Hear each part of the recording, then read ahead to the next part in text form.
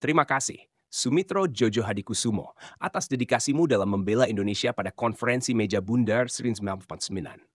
Langkah tegasmu berhasil mengubah tuntutan utang Belanda, memastikan bahwa Indonesia tidak terbebani membayar sejumlah besar utang tersebut.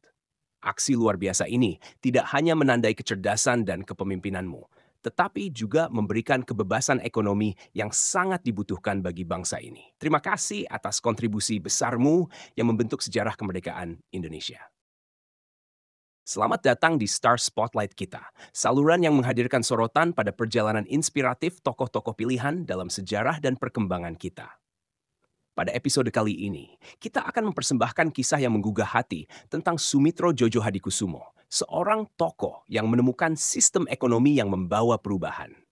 Ayo, mari bersama-sama mengeksplorasi kisah inspiratif ini hanya di Star Spotlight kita.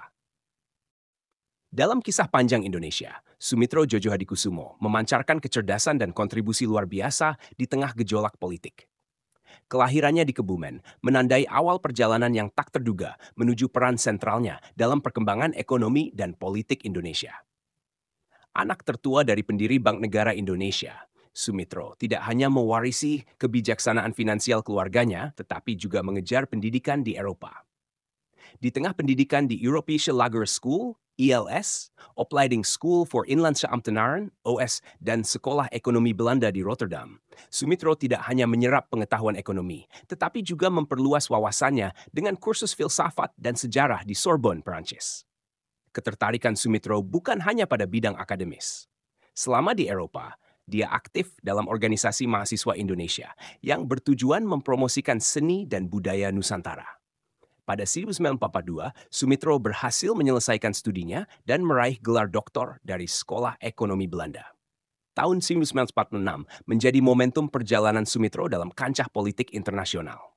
Menjadi delegasi Belanda dalam pertemuan Dewan Keamanan PBB di London, Sumitro diminta memberikan kesan positif bagi pemerintah Belanda.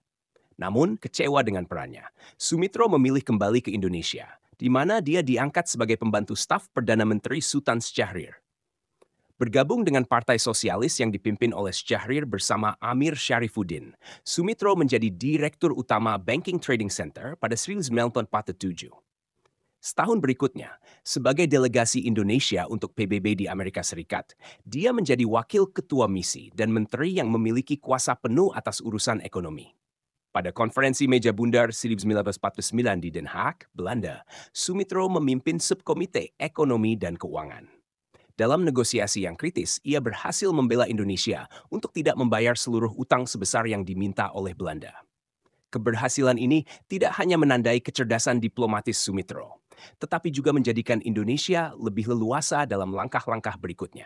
Masa kepemimpinan Sumitro sebagai Menteri Perdagangan dan Perindustrian pada Kabinet Natsir 1990-1991 menjadi tonggak dalam penciptaan sistem ekonomi gerakan benteng.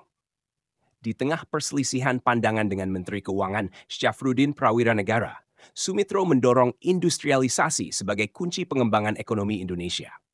Pada 1950, Sumitro menetapkan dasar sistem ekonomi gerakan benteng.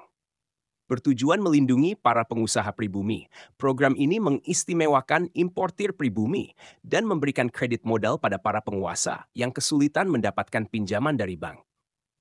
Meskipun berhasil membantu sekitar 700 perusahaan, program ini menghadapi kontroversi karena dugaan penyalahgunaan, di mana para pengusaha pribumi menjadi alat bagi perusahaan non-pribumi untuk mendapatkan kredit dari pemerintah. Akibatnya, program tersebut harus dihentikan pada tahun 1953 setelah berjalan selama 3 tahun. Sementara itu, perjalanan Sumitro di ranah politik terus berkembang, memberikan kontribusi dan memicu perdebatan sepanjang karirnya. Warisan inspiratif dan kontroversial yang ditinggalkannya tetap membekas dalam sejarah Indonesia. Inilah jejak panjang Sumitro Jojo Hadikusumo, seorang tokoh ekonomi dan politik yang memberi warna pada perjalanan Indonesia di abad ke-20. Terima kasih telah menemani kami di Star Spotlight kita.